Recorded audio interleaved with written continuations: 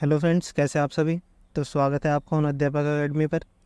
तो आपको जानकर बहुत खुशी होगी कि हम सीटेट एसएसटी दिसंबर 2024 के लिए अपना न्यू बैच लक्ष्य बैच स्टार्ट करने जा रहे हैं, जो कि फुली एनसीईआरटी बेस्ड होगा।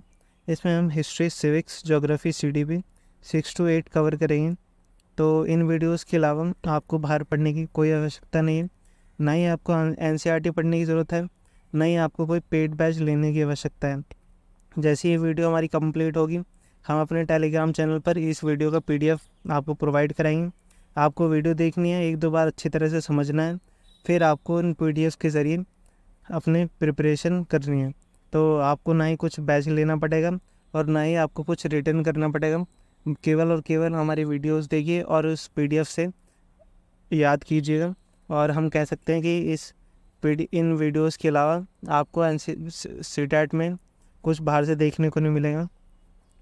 तो आप हमारी वीडियो को ज़्यादा से ज़्यादा शेयर करें अपने दोस्तों के साथ, और कमेंट करें, लाइक करें, और चैनल को सब्सक्राइब ज़रूर करें। तो इतनी सी हेल्प चाहिए बस आपसे। मैं नहीं चाहता कि आप सीटेट एसएसटी के लिए आप कोई पेड बैच लें। तो ये इतना भी मुश्किल नहीं होता है कि आप पेड बैच लें इसके लिए। इसलिए हमने यूट्यूब पे ये फ्री सीरीज़ चलाई है। आपको इसकी वीडियो के साथ हमारे टेलीग्राम चैनल पर पीडीएफ मिलेगी, जिसका लिंक इस वीडियो के डिस्क्रिप्शन में दिया हुआ है। बस आप इस वीडियो को ज़्यादा से ज़्यादा शेयर करिए ताकि मुझे और मोटिवेशन मिले आपके लिए वीडियो लाने के लिए। तो चलिए बढ़ते हैं। आज का हमारा टॉपिक है सौरमंडल, जो कि क्लास 6 का चैप्टर फर्स्ट है। तो इस चैप्टर में हम जानेंगे कि हमारे ग्रह कितने होते हैं, ये किस प्रकार के बने होते हैं, शुद्ध ग्रह कहाँ पाए जाते हैं, हमारी आकाशगंगा कहाँ है, और ब्रह्मांड का निर्माण कैसे होता है, या फिर खगोलीय पिंड किन्हें कहा जाता है। तो इन सब के बारे में आज हम इस चैप्टर के जानेंगे। और इस चैप्टर में से हमारे कई सारे क्वेश्चन सीटेट में आते हैं, तो ये बहुत ही मोस्ट इम्पोर्टेंट है। तो चलिए देखते हैं। तो पहले थोड़ा बहुत डायग्राम से समझते हैं। ये हमारा सूर्य है पृथ्वी के केंद्र में, ब्रह्मांड के केंद्र में, और उसके बाद है हमारा बुध, फिर हमारा शुक्र, और तीसरे नंबर पर हमारा क्या आता है, पृथ्वी आता है, फिर चौथे पे मंगल, और फिर पाँचवें पे बृहस्पति। और मंगल और बृहस्पति ग्रह के बीच में हमें छोटे छोटे ग्रहों के टुकड़े पाए जाते हैं, जिन्हें क्या कहा जाता है, क्षुद्र ग्रह। तो ये क्वेश्चन पूछा जाता है कि क्षुद्र ग्रह किन किन ग्रहों के बीच में अवस्थित हैं। तो आंसर है मंगल और बृहस्पति। और एक क्वेश्चन ये भी बनता है कि ये अपनी, जैसे बुध है, तो बुध अपनी परिक्रमा कितने दिन में करता है, ये क्वेश्चन बहुत पूछा जाता है। तो चलिए देखते हैं इन सब के बारे में। तो हमारा चैप्टर है सौरमंडल में पृथ्वी। तो सबसे पहले मोस्ट इम्पोर्टेंट पॉइंट आता है हमारा खगोलीय पिंड। सीटेट में पूछा जाता है कि कौन सी चीज़ें खगोलीय पिंड हैं। ऑप्शन दिए जाते हैं 4-5, उसमें अलग अलग 4 ऑप्शन दिए जाते हैं, उसमें अलग अलग तरह की चीज़ें होती हैं, तो इसलिए इम्पोर्टेंट है हमारा। तो खगोलीय पिंड क्या होता है, सूर्य, चंद्रमा तथा वे सभी वस्तुएं जो रात के समय चमकती हैं खगोलीय पिंड कहलाती हैं। तो खगोलीय पिंड कौन कौन सी होती है फ्रेंड, सूर्य, चंद्रमा और वे सभी वस्तुएं जो रात के समय चमकती हैं। और कुछ खगोलीय पिंड बड़े आकार और गर्म के होते हैं। तो ये वाला पॉइंट हमारा इम्पोर्टेंट है। आगे देखते हैं।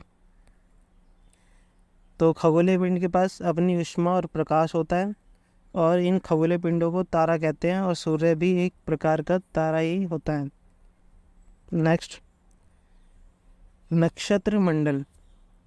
तो फ्रेंड्स, ये जो स्टारों की अलग अलग से पोजीशन होती है, आकृति होती है जो तारों की, उन्हें नक्षत्र मंडल कहते हैं। देखते हैं। रात्रि में आसमान में दिखाई देने वाली तारों के विभिन्न समूह द्वारा बनाई गई आकृतियाँ हमारी नक्षत्र मंडल कहलाती हैं। जैसे देख सकते हैं हमारे ये है ध्रुव तारा। तो ध्रुव तारा की भी एक आकृति होती है, इसमें हम देख सकते हैं इस तरह से हम ध्रुव तारा को पहचान सकते हैं कि इसमें 7 तारे होते हैं। तो ये क्या है, हमारा एक तरह का नक्षत्र मंडल है। एग्जाम्पल है अर्सा मेजर या बिग बियर, ये इम्पोर्टेंट है हमारे, इसे याद करके जाइएगा। नेक्स्ट, बहुत आसानी से पहचाने वाले नक्षत्र मंडल सप्तऋषि है, जो कि नक्षत्र मंडल अर्सा मेजर का भाग है। नेक्स्ट, ध्रुव तारा, यह उत्तरी दिशा को बताता है। अब हम बात करते हैं ग्रह। जिन खगोलीय पिंड में अपना प्रकाश या ऊष्मा नहीं होती उन्हें क्या कहा जाता है? ग्रह कहा जाता है। तो ग्रह में अपनी ऊष्मा और प्रकाश नहीं होती। अब देखते हैं ग्रह किन शब्द से मिलकर बना है। यह अंग्रेजी भाषा के प्लैनेट, जो कि ग्रीक भाषा के प्लैनेटाई शब्द, जिसका अर्थ है परिभ्रमक अर्थात चारों ओर घूमने वाला। अब ग्रहों की संख्या हमारी 8 है और इन्हें इनके अलग अलग तत्वों के आधार पर 2 प्रकार में बांटा गया है। कौन कौन से? आंतरिक ग्रह और बाह्य ग्रह। तो आंतरिक ग्रह कौन से होते हैं? जो हमारी चट्टानों से बने होते हैं। कौन कौन से हमारे? बुध, शुक्र, पृथ्वी और मंगल। और बाह्य ग्रह कौन से होते हैं? ये गैस और तरल पदार्थ से बने होते हैं। Brihaspati, Shani, Uranus, Neptune. देखिए फ्रेंड्स, इसमें डायग्राम जो था हमारा, इसमें जो कि सूर्य के पास है, जैसे बुध, शुक्र, पृथ्वी और मंगल, ये चारों क्या होते हैं? हमारे आंतरिक ग्रह। और जो लास्ट में बृहस्पति, शनि, यूरेनस और नेपच्यून, ये हमारे बाह्य ग्रह होते हैं। तो देखते हैं, ये हमारा इम्पोर्टेंट है। ये अगर आप इन्हें याद कर लेंगे अभी, तो ये हमारे DSSB या KVS में भी काम आता है, क्योंकि उसमें भी हमारा एक आध क्वेश्चन देखने को मिलता है, एक आध बार पूछा गया है। तो आप इन्हें अभी याद करेंगे तो आगे जाके आपको हेल्प रहेगी, क्योंकि ज्योग्राफी हमारी 6 to 11 हमें पढ़नी पड़ती है DSSB, KVS, NVS के लिए। तो ये वीडियो और इम्पोर्टेंट हो जाती है आपके लिए। तो बुध सूर्य के चारों ओर एक परिक्रमण कितने दिन में करता है? 88 दिन में। और अपने अक्ष में घूर्णन करता है 59 दिन में। तो देख फिर फ्रेंड्स, परिक्रमण होता है, जैसे पृथ्वी सूर्य के चारों ओर चक्कर लगाती है, ये हो गया हमारा परिक्रमण। पर अगर ये क्योंकि पृथ्वी अपने अक्ष पर भी घूमती है ऐसे, जिससे हमारी ऋतुएं और दिन रात होती हैं, तो होता है हमारा घूर्णन। तो आप समझ गए होंगे। फिर है हमारा शुक्र, 255 दिन में एक परिक्रमण पूरा करता है और अपने अक्ष पर घूर्णन करता है 243 दिन में। तो ये पूरा का पूरा डायग्राम है, आप इन्हें याद कर लीजिएगा। कुछ आगे के 4 तो इम्पोर्टेंट है ही। और आंतरिक ग्रह सूर्य के बहुत नज़दीक हैं और ये चट्टानों से बने होते हैं। और बाह्य ग्रह सूर्य से बहुत दूर है तथा बड़े आकार के होते हैं और ये गैस और तरल पदार्थों से बने होते हैं। चलिए आगे बढ़ते हैं। अब हमारा ये एक्स्ट्रा इन्फॉर्मेशन है, जो कि NCERT में बॉक्सेस में दी होती है।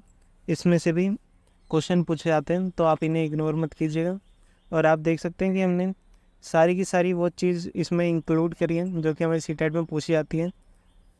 तो आपको कुछ भी बाहर से पढ़ने की कोई आवश्यकता है नहीं, ना ही NCERT पढ़ने की। वीडियोस देखिए, फिर PDF से पढ़िए, आपका CTET बहुत अच्छे से क्लियर हो जाएगा।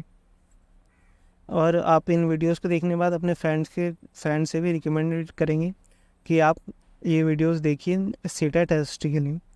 तो ज्योग्राफी की बात करते हैं। यह अंग्रेजी शब्द है जो कि ग्रीक भाषा से लिया गया है। इसका अर्थ है पृथ्वी का विवरण। जी से अर्थ है पृथ्वी और ग्राफिया से अर्थ है लिखना। आप इन्हें याद और आप देख सकते हैं सारे वीडियो पॉइंट टू पॉइंट है, बिल्कुल सारी इंपॉर्टेंट चीज़ें हैं इसमें, आपके लिए एक एक पॉइंट इम्पोर्टेंट हो जाता है। अब देखते हैं सौरमंडल। क्वेश्चन पूछा जाता है सौरमंडल किन किन से मिलकर बना होता है। तो सूर्य, इसमें कौन कौन से होते हैं? सूर्य होता है हमारा, 8 के 8 ग्रह होते हैं, उपग्रह होते हैं, फिर खगोलीय पिंड होते हैं, जैसे क्षुद्र ग्रह, अलका पिंड। तो फ्रेंड्स, ये क्वेश्चन कई बार पूछा गया है हमारे CTET में कि सौरमंडल किन किन चीज़ों से बना होता है। ऑप्शन दे देगा, पहले ये 3 दे देगा एक में, फिर एक में ये 3 दे देगा। तो मतलब अलग अलग करके ऑप्शन देगा, पर हमारा आंसर क्या होता है, जिसमें हमारे चारों के चारों सूर्य, 8 ग्रह, उपग्रह और खगोलीय पिंड, ये चारों के चारों होना चाहिए। ये बहुत कन्फ्यूज़न करता है पेपर में, तो आप इसे अच्छी तरह से याद करके जाइएगा। नेक्स्ट, सौर परिवार का मुख्य कौन होता है? तो सूर्य होता है। नेक्स्ट, अब हम सूर्य के बारे में बताते हैं। सूर्य सौरमंडल के केंद्र में स्थित है। यह पृथ्वी से लगभग 15 करोड़ किलोमीटर दूर है। तो क्वेश्चन आता है सौरमंडल के केंद्र में कौन स्थित है? पृथ्वी, सूर्य, बुध। तो आंसर है हमारा सूर्य। आगे बढ़ते हैं।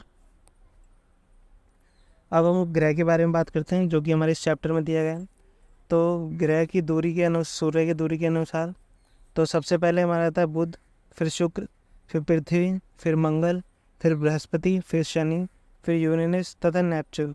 तो ये दोनों वर्ड इंग्लिश में दिए गए हैं जो कि हमारी एनसीईआरटी में है, इसलिए हमें ये सब इंग्लिश में याद करना पड़ेगा ये दोनों, क्योंकि एनसीईआरटी में ऐसे ही दिया गया है। तो आप इन्हें दूरी के हिसाब से याद कर लीजिएगा। तो पृथ्वी तो बहुत इंपॉर्टेंट है, ये कौन सी है दूरी के हिसाब से? तीसरा। और पहला कौन सा है? बुध। और सबसे लास्ट है नेपच्यून। आगे बढ़ते हैं।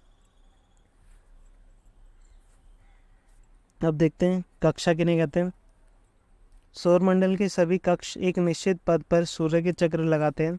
ये रास्ता दीर्घ वर्ताकार फैले हुए हैं, ये कक्षा कहलाते हैं। आप देख सकते हैं जहाँ ये सारे के सारे परिक्रमा करते हैं इन्हें कक्षा कहलाते हैं। देखो ये लाइन बन रही है, ये हमारी क्या है? ये हमारी कक्षा है। आगे बढ़ते हैं।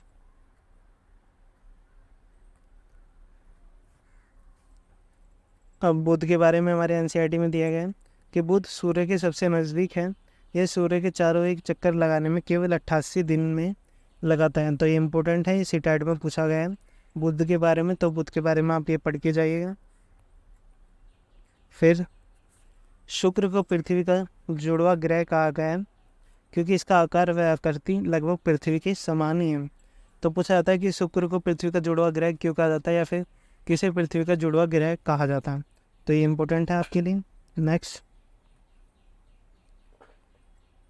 प्लूटो को क्या कहा जाता है? बोना ग्रह कहा जाता है।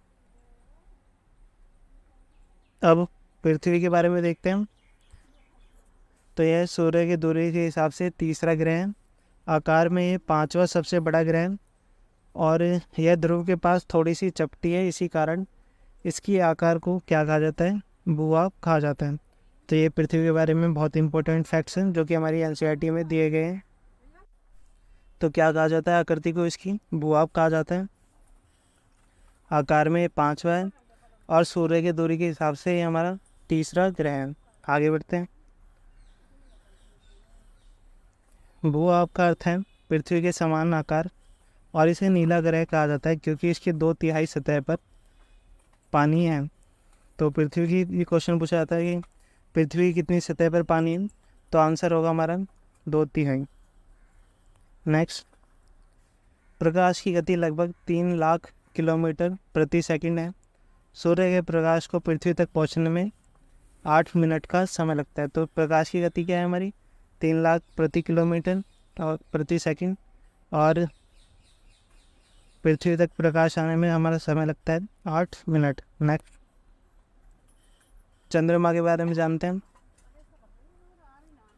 तो यह पृथ्वी का उपग्रह है एकमात्र।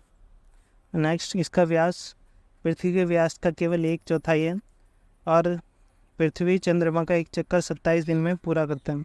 तो यहाँ से क्वेश्चन बनता है कि हमारा कि एक लाइन में आप लिख लीजिएगा कि क्वेश्चन बनता है कि पृथ्वी से चंद्रमा का केवल एक भाग ही क्यों दिखाई देता है, क्योंकि सी टाइप में पूछा गया है, ये इसमें टाइप होना रह गया।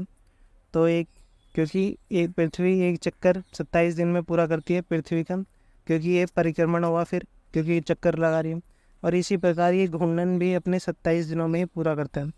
तो आप याद रखिएगा कि चंद्रमा जो है अपना परिक्रमण भी 27 दिनों में पूरा करता है और अपना घूर्णन भी 27 दिनों में पूरा करता है, जिस कारण पृथ्वी से चंद्रमा का केवल एक भाग दिखाई देता है। तो ये इम्पोर्टेंट है आपका, आप इसे याद रखिएगा। नेक्स्ट, अब ये देख रहे हैं आप, ये छोटे छोटे ग्रहों के टुकड़े हैं। जब विस्फोट हुआ था तो ये हमारे शुद्ध ग्रह हैं, जो कि मैंने वीडियो की स्टार्टिंग में बताया था, ये मंगल और बृहस्पति के बीच में पाए जाते हैं।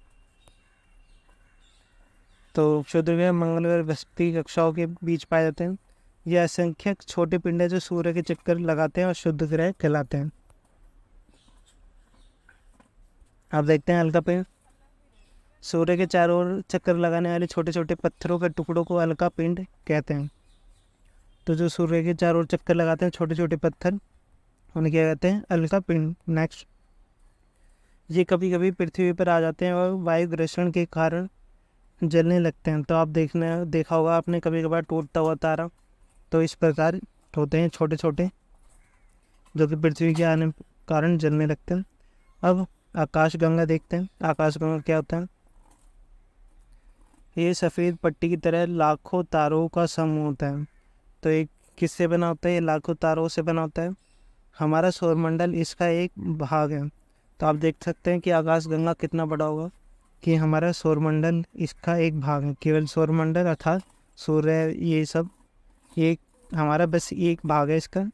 और आकाशगंगा करोड़ों तारों, बादलों और गैसों की प्रणाली है। तो ये बहुत बड़ी प्रणाली है हमारी आकाशगंगा। देख सकते हैं, ये देख रहे हैं आप, इस वाइट वाइट ये सारी, ये है हमारी आकाशगंगा। देखते हैं कुछ इम्पोर्टेंट। ये देखिए, ये जो लड़की खड़ी है ये हम हैं, और इसके अंदर हम खड़े हैं पृथ्वी में। और पृथ्वी कहाँ है? हमारी सौरमंडल में। सौरमंडल क्या होता है? ये सब जैसे सूर्य, 8 ग्रह, ये सब सौरमंडल कहलाते हैं, उल्का पिंड सब। फिर सौरमंडल के अंतर्गत क्या आता है? हमारा आकाशगंगा। तो सौरमंडल हमारे आकाशगंगा के अंतर्गत आता है। और ये सबको मिला के क्या बनता है? हमारा ब्रह्मांड। तो आप देख सकते हैं ब्रह्मांड हमारा किन किन चीज़ों से बना होता है। पहले हम हैं, और हम पृथ्वी के अंदर हैं। पृथ्वी सौरमंडल के अंदर है। सौरमंडल के अंदर आकाशगंगा है, और आकाशगंगा फिर ब्रह्मांड। ये देख सकते हैं आप, इन सब से हमारा ब्रह्मांड बनता है। तो ब्रह्मांड का क्या होता है? लाखों आकाशगंगा मिलकर ब्रह्मांड का निर्माण करती है। हमारा सौरमंडल इसका एक भाग है। आकाशगंगा करोड़ों तारों और बादलों और गैसों की प्रणाली है।